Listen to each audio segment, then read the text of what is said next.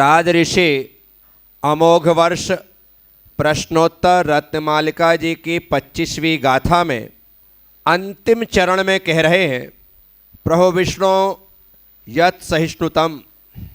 हे भगवान, बलवान का प्रशंसनीय गुण क्या है, समर्थ का प्रशंसनीय गुण क्या है?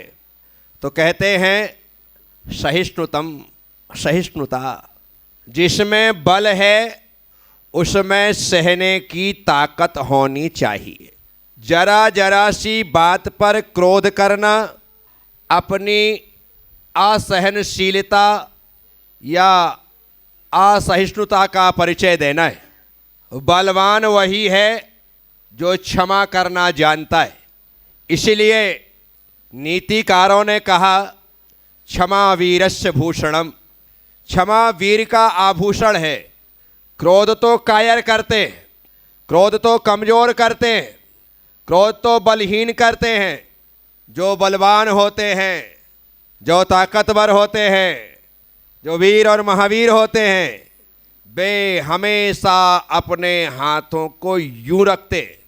और जो कमज़ोर होते हैं, कायर होते हैं, वो अपने हाथों को हमेशा यूं रखते हैं। यूं रखना और यूं रखना दोनों में डिफरेंस है।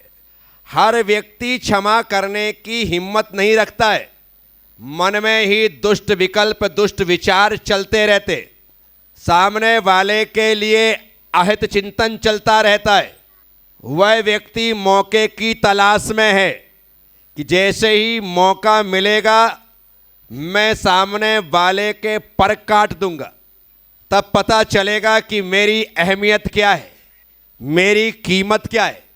इसीलिए आप यदि इस प्रकार का भाव लेकर के चल रहे हैं तो समझ कर के चलना कि मैं तन से भी कमज़ोर हूँ, मन से भी कमज़ोर हूँ, वचनों से भी कमज़ोर हूँ। ना मुझे ढंग से जवाब देना आता है, ना मुझे ढंग से प्रतिकार करना आता है। मुझसे कुछ नहीं होता है। इसलिए मैं भीतर ही भीतर घुटता हूँ और भीतर ही भीतर कुढ़ता हूँ। तो यहाँ पर जो क्षमावान होता है उसके भीतर दुष्ट भाव नहीं चलते। जो क्रोधी होता है उसके भीतर दुष्ट भाव होते। क्षमावान के भीतर विशुद्धि होती है और क्रोधी के भीतर संक्लेश होता है। जहाँ संक्लेश है वहाँ पर कर्म का बंधन है, और जहाँ पर विशुद्धि है वहाँ पर कर्म का संबर और निद्रा है। इसीलिए हमें अपने आप को संभालना है, क्योंकि तन गिरता है तो दूसरों के द्वारा संभाला जा सकता है, लेकिन मन गिरता है तो तुम्हें ही संभालना है। क्योंकि आपको उपदेश लगातार नहीं मिलेंगे। जब मन गिर रहा है, पतित हो रहा है, उस समय आपको कोई संभालने वाला नहीं मिलेगा। उस समय खुद को संभालना है। क्योंकि आप अभी मुझे सुन रहे हैं और इस समय पर आपके किसी भी प्रकार से परिणामों में कोई विकृति नहीं है, कोई गिरावट नहीं है।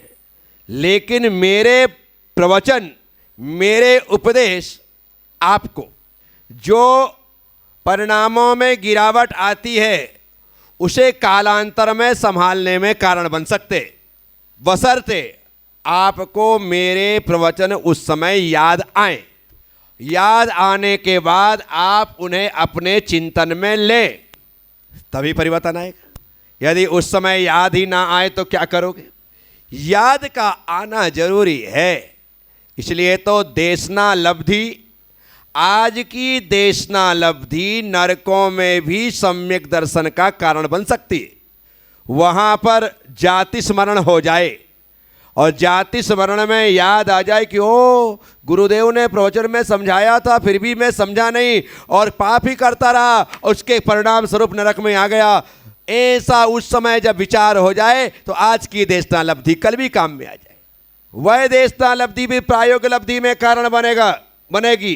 वो अंतः कोड़ा कोड़ी प्रमाण कर दे, अंतर को बंद को अंतः मूर्तमार्त कर दे, ऐसी स्थिति पैदा कर देते। क्या हो गया? उसने उस समय उस प्रकार से उसका उपयोग किया। तो प्रवचन कोई भी अकारथ नहीं होते, बशर्ते ध्यान से सुने गए हों। तो आज नहीं तो कल वो काम लगते ही लगते। हम लोग प्रवचन करते हैं, अपन आपस में चर्चा करते हैं, तो कितने बार बोलते हैं कि उस समय श्रवण बेलगोला में मैंने सुना था, उस समय कहा गया था, माता जी कहती रहती है कि वो महाराज जी ने ऐसा कहा था, वो माता जी ने ऐसा कहा था, उनने इस प्रकार से समझाया था। क्या हुआ? हमने ध्यान से सुना तो आज वह उपयोग में आ रहा है। ऐसे ही इस भाव का उपदेश अगले भाव में भी कारण बन सकता है, संभावित है। इसीलिए हमें अपने भीतर सहिष्णुता को जन्म देना है, सहनशीलता को जन्म देना है, अपनी सहन शक्ति को बढ़ाना है। बढ़ती है, क्या है? शक्ति बढ़ती है।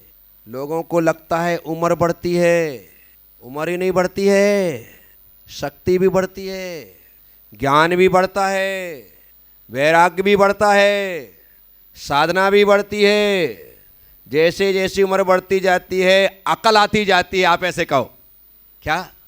और फिर हमें लगता है ओ बचपने में मैं कैसी कैसी हरकतें करता था जो मुझे नहीं करना चाहिए, वो भी कर लेता था, आज समझ में आ गया। तो अपने आप हमारे भीतर से वह चंचलता समाप्त हो जाती है। ये बच्ची बैठी है उसकी मम्मी की गोदी में, ये बच्ची चंचल चपल, अभी छोड़ दो तो पूरा यहाँ पर सब सिर में तोक ले।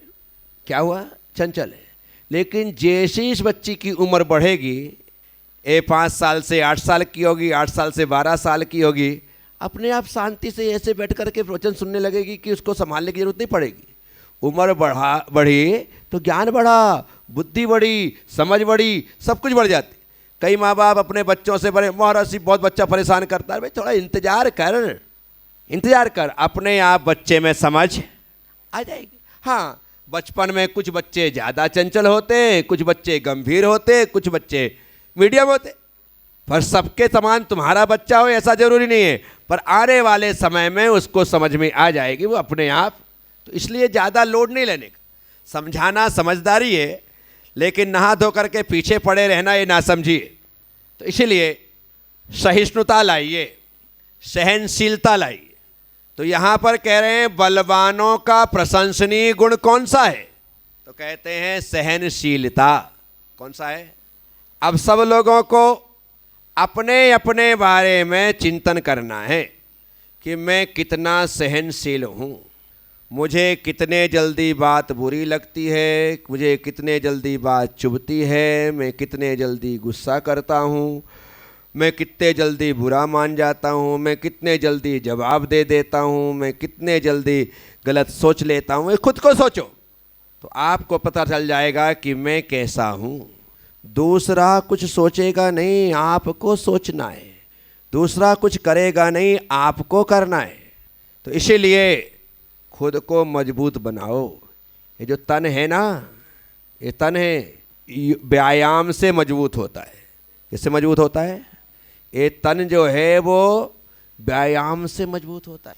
ये जो मन है ये प्राणायाम से मजबूत होता है। किससे मजबूत होता है? प्राणायाम आप जितना करोगे मन में उतनी मजबूती आएगी। मजबूती मतलब स्थिरता, मजबूती मतलब स्थिरता। तन की मजबूती व्यायाम से, और मन की मजबूती प्राणायाम से। और वचन की मजबूती चाहिए तो मौन करना पड़ेगा। वचनों में यदि दृढ़ता होना है, वचनों में सिद्धि चाहिए, वचनों में शुद्धि चाहिए, तो मौन जरूरी।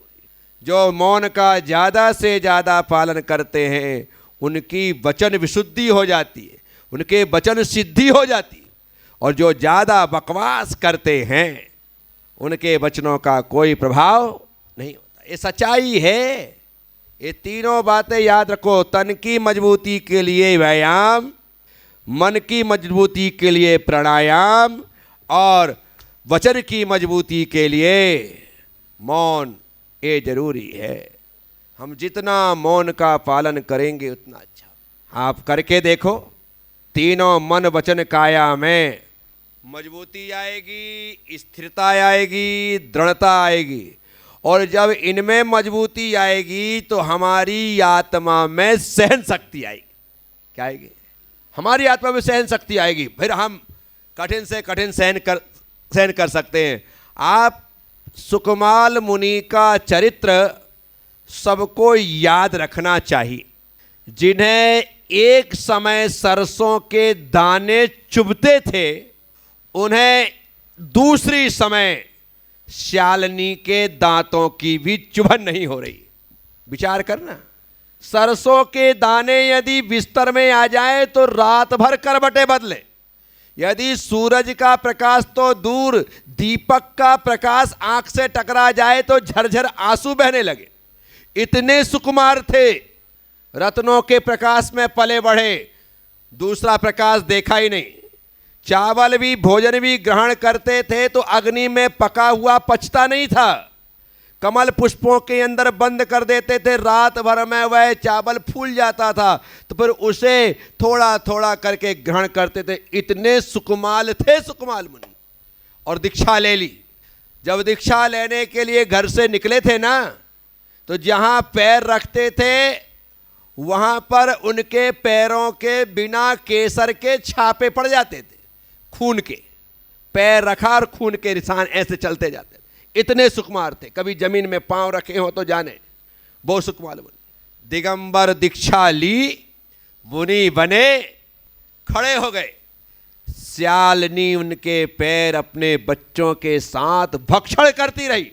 जिन्हें सरसों के दाने चुभते थे, ऐसा क्या हो गया कि दांतों की चुभन भी नहीं हो रही है? तो कहते हैं सहिष्णुता नाम का गुण प्रकट हो गया है, और उन्होंने उस गुण के बल से इन कष्टों को, उपसर्गों को, परिसहों को बड़े आनंद से भर करके सहन कर लिया, और शांत परिणामों से समाधिस्थ होकर के सर्वार सिद्धि में 33 सागर की आयु लेकर के, इस तरह से सुकमाल मुनि का जीवन चरित्र हमें दृढ़ता देगा। हम इतने कमजोर तो नहीं हैं कि सूरज की रोशनी से आंख में आंसू आने लगे। इतने कमजोर तो नहीं है कि सरसों के दाने चुभने लगे। हमें तो तुम जमीन में सुला दो तो खर्राटे ले लें। इतने सुकुमार तो नहीं जितने वे थे। तो इसका मतलब है शरीर तो सुकमाल मुनि से ज़्यादा मजबूत है, लेकिन मन कमजोर है। आत्मा में सहिष्णुता नाम का गुण नहीं है, वह सहनशीलता नहीं आ रही है। इस कारण से हम पीछे हट जाते। आगे बढ़िए, सहिष्णुता, सहनशीलता नाम का गुण अपने भीतर प्रकट करिए, और जिस दिन यह गुण आ जाएगा, हम कठिन से कठिन, कठोर से कठोर कष्टों को हंसते हंसते सहन कर लेंगे सहजता के साथ। तो सहिष्णुता, सहनशीलता बढ़े, इसका प्रयास करें। आप सब ने सुना है। ओम नमः। सबसे क्षमा, सबको क्षमा। जय गुरुदेव, जय महावीर।